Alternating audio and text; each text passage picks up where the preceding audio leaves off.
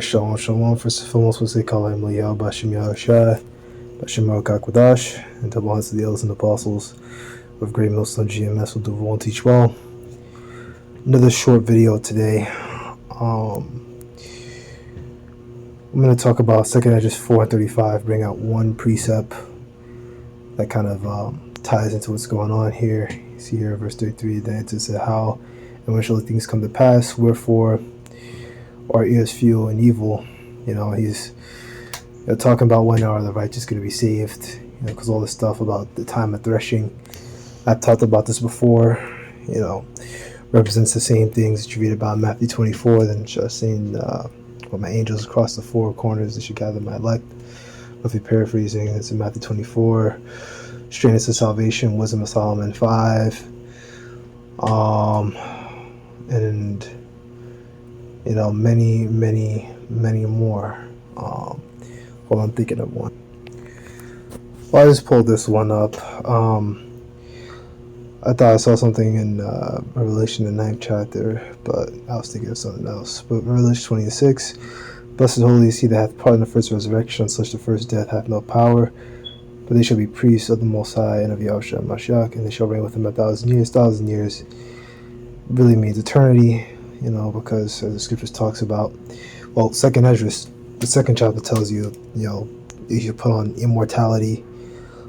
So immortality is immortality, bro. They should have no more tears. Revelation 21, literally the next chapter says that.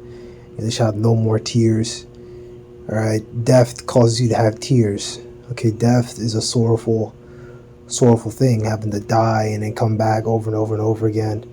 You lose all your friends and families, all your memories in that life is, wiped away. Death is a really, grave thing, man. Even the scriptures say, was it death is a sting? I'm not talking about something else, because death just hurts, but after the death is peace, like it says in, was it Job 21, or I can't remember which one, but it talks about how, in the spirit world, the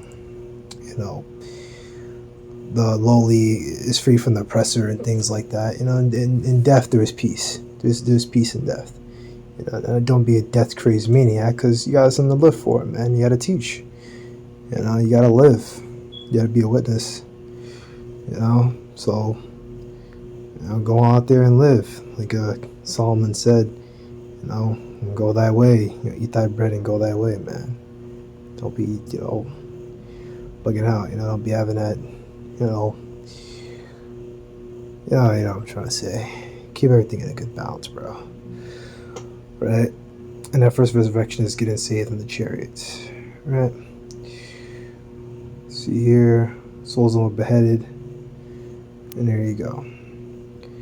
That first resurrection is that. Right? Let's see here, what does this say? Israel being saved, the 1/3 and the 2/3 will come back to the 1/3. So yeah, that's pretty much as I said, but I just got it out if you want a deeper understanding. The first stuff is just talking about Esau being in slavery. We don't need to get into that. This is talking about, thrones to elect men, and so on and so forth. Pretty much that's it. So yeah, to now get back to the point, right? So it's 4:35. Now the souls of righteous question these things in the chamber, saying, how long shall hope in this fashion? When cometh the fruit of the full reward, right? Because the prophets, that have been before us, they ask, how long is Israel just going to suffer violence? How long are we just going to be in this low state? How long are, these people, going to be over us? How long shall we wait until the kingdom? And it reminds me of something Habakkuk said in the spirit. And the spirit was talking about Esau. So this is the one I want to talk about, because he said, righteous, souls of righteous, right? Question and answer these things. And they did. So yeah, so this is Habakkuk 2 and 3. For the vision is yet for an appointed time, but the end it shall speak. Actually, no. So I'm gonna just do, and Take my time here. Verse 6. Shall not all these take up a parable against him, and a taunting proverb against him, and say, woe to him that increaseth that which is not his? How long? And to him that layeth himself with the clay. Now shall not all these other nations take up that parable, right? And a taunting proverb against him, saying, woe to him that increaseth that which is not his, right?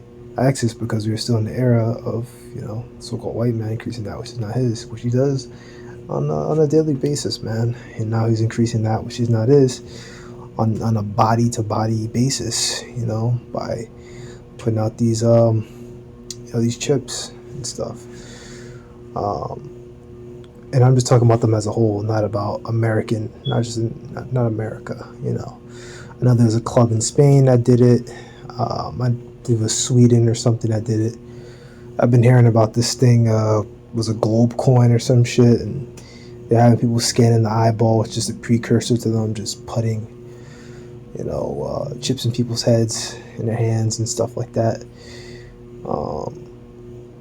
Right, Walton, that created that which is not his. And Isaiah 14 talks about that too. These nations they're gonna get on this damn devil, man. In the kingdom, this devil's gonna be at the bottom.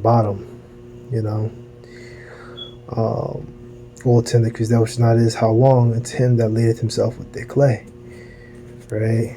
Walton, that created that which is not his. How long? And Habakkuk is asking that himself. How long are we gonna sit here and have to deal with this? This devil increasing that which is not his. He's speaking in the spirit. It's him that layeth himself with the clay. Alright? That's what this damn devil does. He leaves himself a heavy debt, because clay just means debt. Look at it in the Hebrew. So yeah, that was a quick one that I thought of, but this is another one.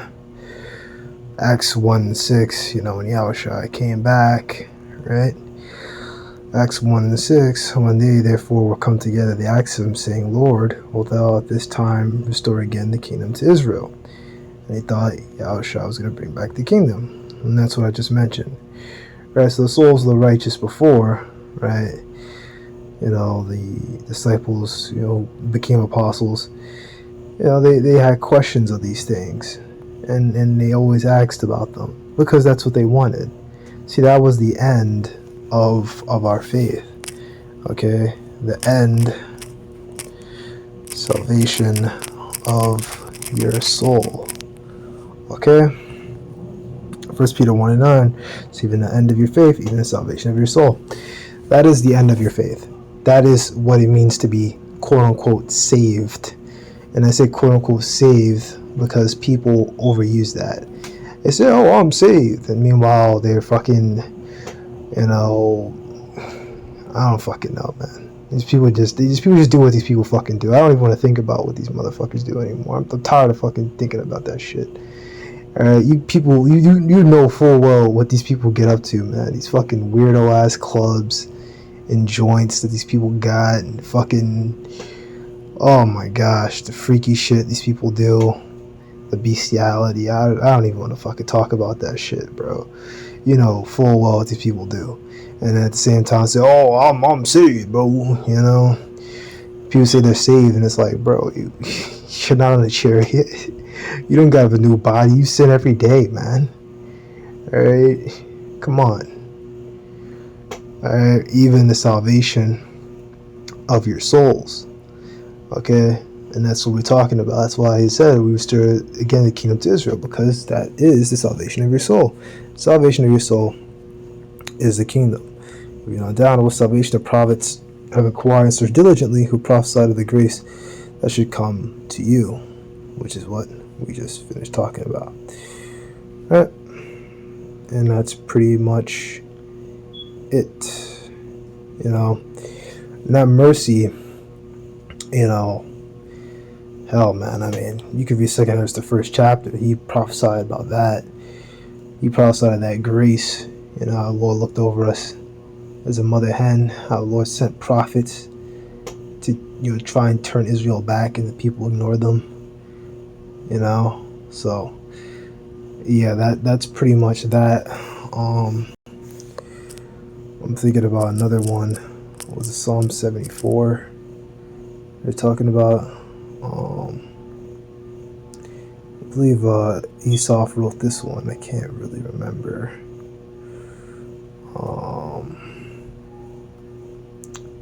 The enemy is done. Break down the car of the works. Breaks the Leviathan.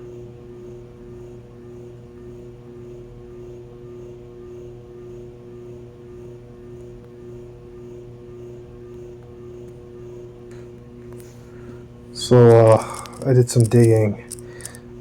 Maybe I misheard what I thought I heard. I thought I saw something in Psalm 74. It talked about how Israel listened to the Lord and turned back. I can't remember where it was where that was said. They listened to the prophets and they turned back. I can't remember which one it was. But here's another one. Daniel 9:1. In the first year, Darius, son of Ahasuerus, of the seed of the Medes, right, which is made king over the realm of the Chaldeans, right? Darius the Mede, okay. In the first year of his reign, because he was ruling, Abusiris was somewhere else at the time. I think he was doing a campaign north. Was it Lydia? Lydia. Yeah, he was in Asia Minor, I believe, at the time. They say, and he came down later. I got to go back into that history. In the first year of his reign, I, Daniel, understood by books the number of the years whereof the word of the Lord came to Jeremiah the prophet, that he would accomplish 70 years in the desolation of Jerusalem. Right? And Daniel understood that by, reading the other prophets. Right? Daniel was a prophet, reading the works of other prophets, and he was able to understand prophecy. And here is an example of a prophet being able, not having to get everything from a vision.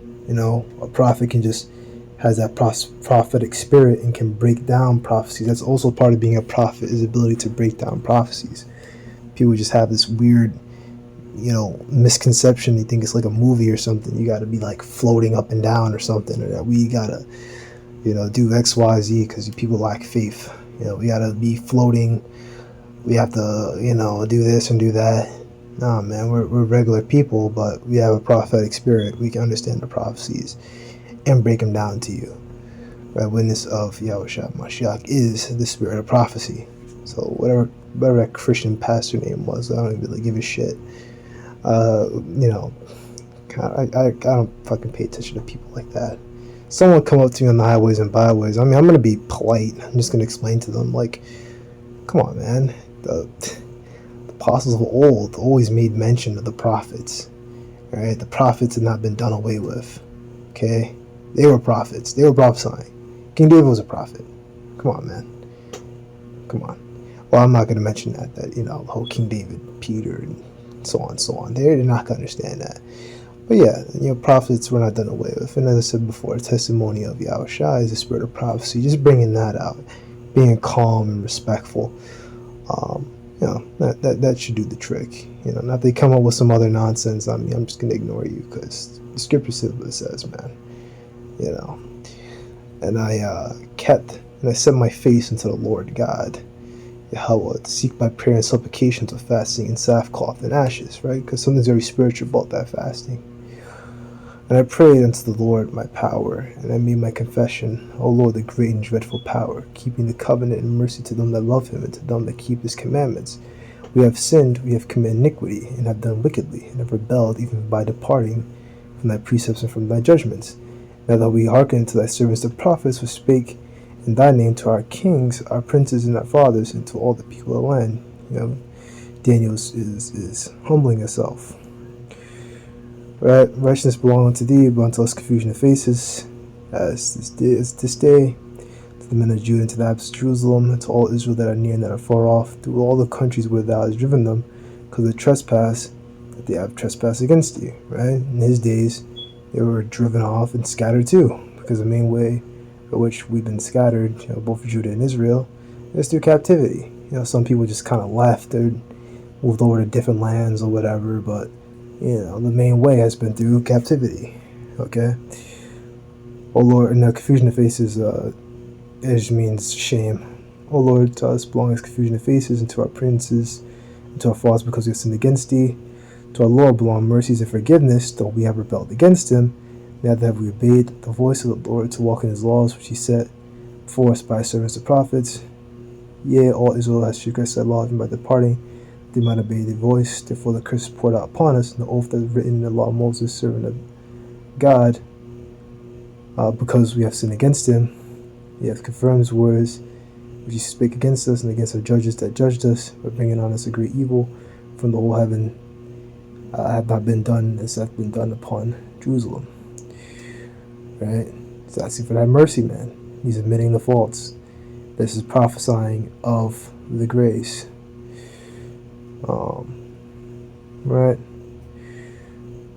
Go to verses. Verse 16, skipping down. O Lord, according to all thy righteousness, I beseech thee, let thy anger and thy fury be turned away from thy city Jerusalem and thy holy mountain. Because for our sins and for the iniquities of our fathers, Jerusalem and thy people have become reproach to all that are about us, prophesying about the grace. Okay, so anyone that talks about, hey man, this and that, hey man, you niggas are going off, man. You ain't talking about, keeping the law all the time. Y'all niggas are off, man. So everything is about the law. Well, here it is. Here's Daniel. Daniel talking about grace. Okay.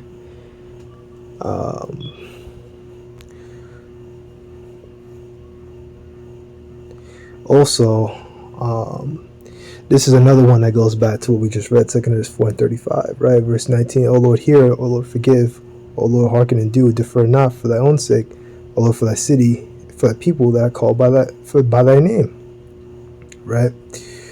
We don't really have to get into the rest of this here, supplications, and then the rest, is going into a time frame of things, 70 weeks, 490 years. From the building of the temple to Yahushua is about 483. There's another video I can honestly go do. Right? There's another video. I gotta get back into this. I mean, I got a rough idea of what it's all talking about, but I gotta get back into that. But yeah, that's pretty much it. Daniel and Habakkuk, those are two clear examples of the point of me doing this lesson. If we can load, the phone can behave here. Clear example of the lesson which I wanted to talk about. 2 Kings 4:35, and the souls of righteous ask question of these things in the chamber, saying, how long shall hope in this fashion? When cometh the fruit of the floor of our reward? How long are we going to hope like this? How long are we going to have to sit here and deal, with the suffering? Daniel's words, still ring true to us today, because he was talking in the spirit about his time, but in the spirit, has a lot of applications to the time that we're living in. How long we have to deal with this shit, But nowadays we have much more of the finer details that Daniel never received, in his visions. We know about Ukraine and Russia, all these things that were spoken of, in times past. They didn't know about it all, They didn't know the full details. While elders and apostles, prophets say, we have 100% of the truth. They were given like the basics, but we have the full picture.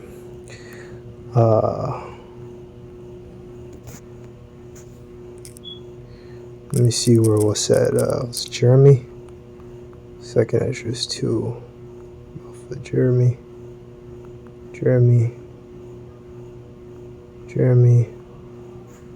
No.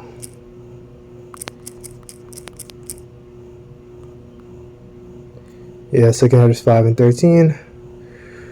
To show these such tokens I have leave, right? Showing the tokens at the end, which is pretty much the first few verses of the chapter. If they will pray again and weep as now, fast 7 days, fast even days. Oh, it's 7. Thou shalt hear yet greater things. Okay. Right.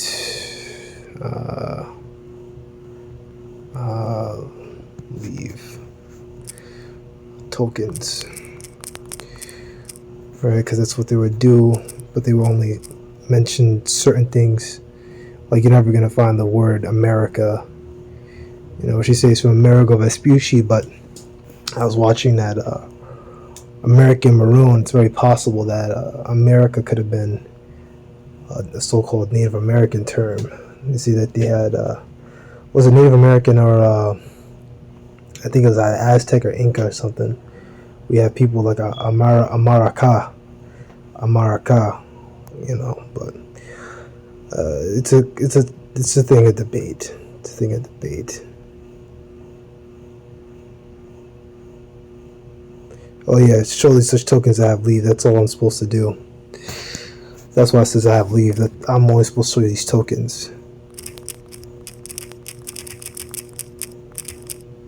Let's see if I can find this one.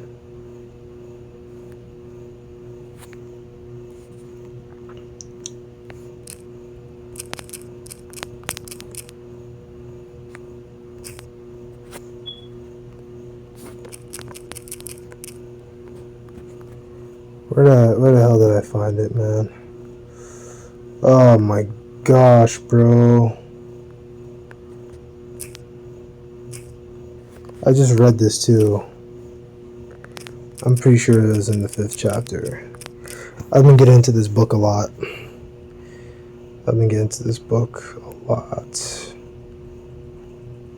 Very, very important info here.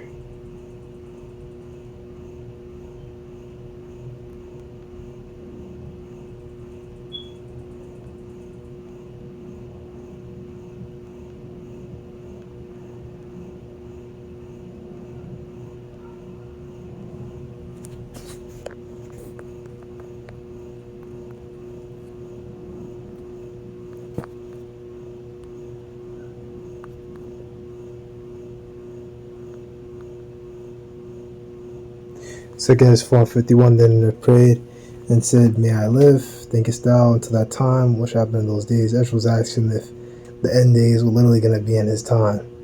Which by the end, he pretty much full well knew that it wasn't going to happen, even though the angel didn't say it.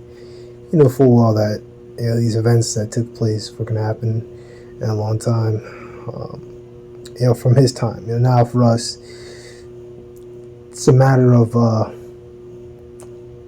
the Apostle said a few years. I think he said in months. Not even a few years, but by months he means it could be next year. 10 months from now, you're full well, and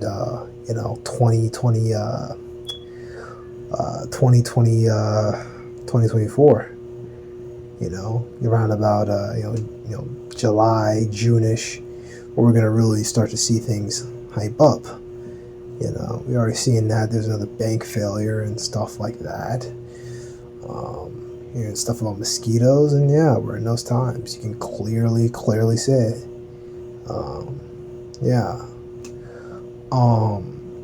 So verse 20, 40, 52, he answered me and said, "As for the tokens whereof thou askest me, I may tell thee of them in part, but as touching thy life, I am not sent to show thee, for I do not know it."